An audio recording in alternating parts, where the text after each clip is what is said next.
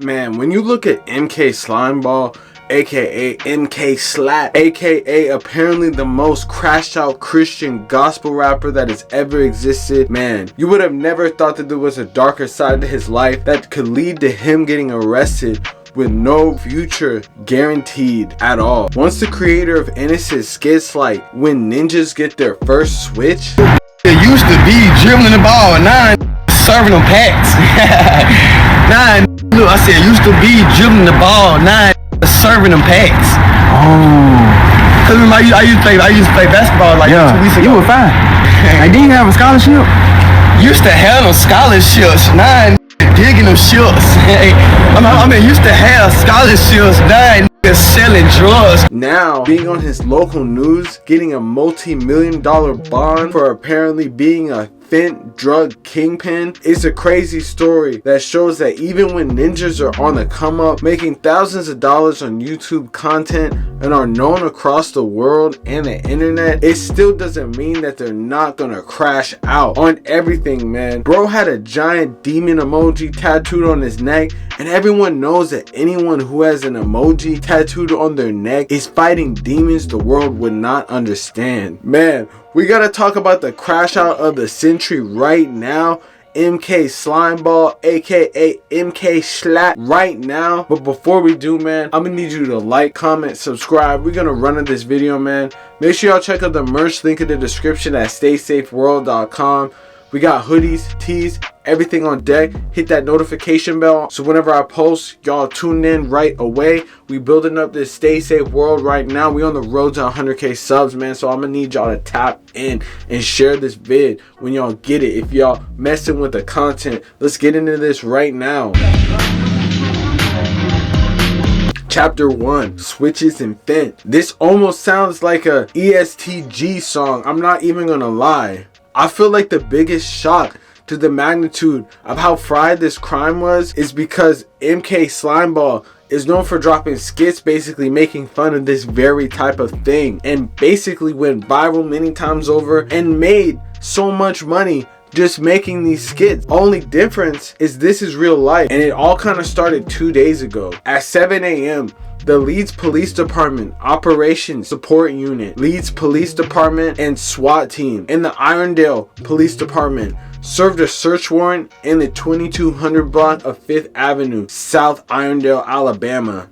The warrant was obtained related to an ongoing narcotics investigation. Once inside the residence, officers took Markel Jawan Felder, 25 of Irondale, Amber Nicole Roselle, 23 of Irondale, Kira Latrice Williams, 29 of Irondale, and Markel Demetrius Holmes, aka MK Slimeball of Irondale, Alabama, and Marcarius Jamar Holmes, 23 of Irondale, into custody. Detectives recovered multiple fully automatic weapons, equipment believed to be used to modify semi-automatic weapons to fully automatic, aka switches on Glocks, and several switches attached to Glocks, stolen property, fentanyl, methamphetamines, and other narcotics and drug paraphernalia. Leeds Police Chief Paul Irwin said, "It's obvious from the items recovered that these individuals were inside a residence which was packaging narcotics for sale and modifying firearms to make them fully automatic. I am proud of our officers and appreciate the assistance of the Irondale Police Department. When we all work together, we can remove individuals who are causing a danger in our communities. These firearms and illegal narcotics are destroying lives in our society. I want to let our officers know what a difference it makes when we remove these criminals from our area. I'm proud of our federal partners who responded once we located these firearms. The ATF, aka the Alcohol, Tobacco, and Firearm and Department of Homeland Security, are assisting us with this investigation, and we expect that this recovery will lead to federal charges." Man, we gotta hold up right here because this is crazy. Y'all seeing this? The ATF and Homeland Security was watching this dude. I mean, like, y'all could look at his YouTube channel and it kind of makes sense. Bro got whole music videos where he's in like Walmart parking lots holding AR pistols and stuff and basically looking tweaked out. We're gonna get further into it, but we're gonna show that he had, you know, sort of a digression and everything started to go downhill. The once promising life and bright-eyed boy that we saw on the internet turned into a full-fledged, like almost trap rapper selling fentanyl out of his house. And it's kind of really sad when you think about it, but this is kind of what happens when you're misguided. But let's keep going. Defendant Markel Fielder was charged with trafficking and unlawful possession of a controlled substance and unlawful possession of drug paraphernalia. He's at custody for Jefferson County Hall on a $3 million bond. Defendant Amber Roselle was charged with drug trafficking. She's on a $111,000 bond. Kiara Williams was charged with drug trafficking and unlawful possession of paraphernalia on a $100,000 bond. Markel Holmes was charged with a $2 million bond of drug trafficking, and Marcarius Holmes was charged with drug trafficking, possession of a controlled substance, and basically is in custody on a $200,000 bond. Yeah, man, nothing like the combination of getting caught with multiple modified Glocks attached to switches and fentanyl bricks in your residence during a police raid. They pulled up at 7 in the morning, so there was no way that they were expecting anyone to be, pulling up. You know what it means? And it looks like they were fried at the time. It had to be if they got caught with drug paraphernalia at the same time. There was no time to flush away the evidence, no time to hide guns and money. It's probably one of the more serious crimes that you can get locked up, and bro is only like 21 years old, so it definitely seems he's gonna remain in the system for a good amount of time. The crazy thing is though, you're not even gonna believe what's gonna happen next with a major federal indictment also hanging over his head, bro. As I stated before, bro had a whole $3 million bond while being in custody at the Jefferson County Jail. Most states require you getting roughly around 10% of that, but that's a crazy amount. They're definitely saying bro is a menace to the Alabama society if he's posted up allegedly selling bricks of fent and having switches attached to his Glocks. It's kind of sad because his skits I always felt like were mad funny and very real, but I guess we never really realized how real they were. Since his arrest that happened around 2 days ago though, he was able to get bonded out and made it home. Yeah, he right here on my life. Yeah.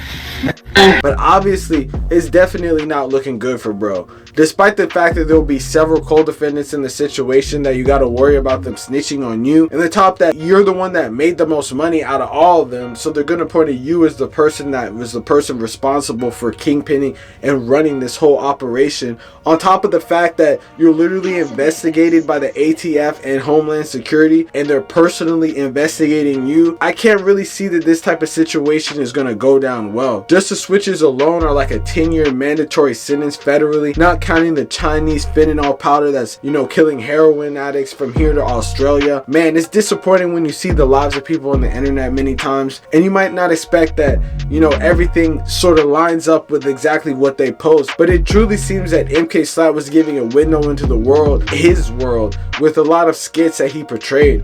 The best case scenario, he gets less than a decade on some Fetty Wap treatment. The bad news though is bro lives in Alabama, so those judges don't want to see anyone looking like him, especially someone as fried as he looks now, probably ever seen the light of day after this type of situation. So unless they have some really fire Saul Goodman lawyer, it's very, very not bright into this dude's future, man. But in order to really understand how he got from this to there to being, caught up in a fentanyl drug ring, we probably got to go back to his past. It seemed like before all this, he was like a lot more funny, looked just like a kid growing up, and was like a lot more normal. But then it seems ever since he started like fully taking rap seriously, he's been on a crash out mission, bro. Like bro got hella crazy tattoos with emojis on them, emojis over everything, man. That's crazy. You have to be a crash out villain to have a demon emoji. He's fighting those demons, so he got a demon emoji on his neck, bro. He kind of just turned into like the type of skit character that he was talking about.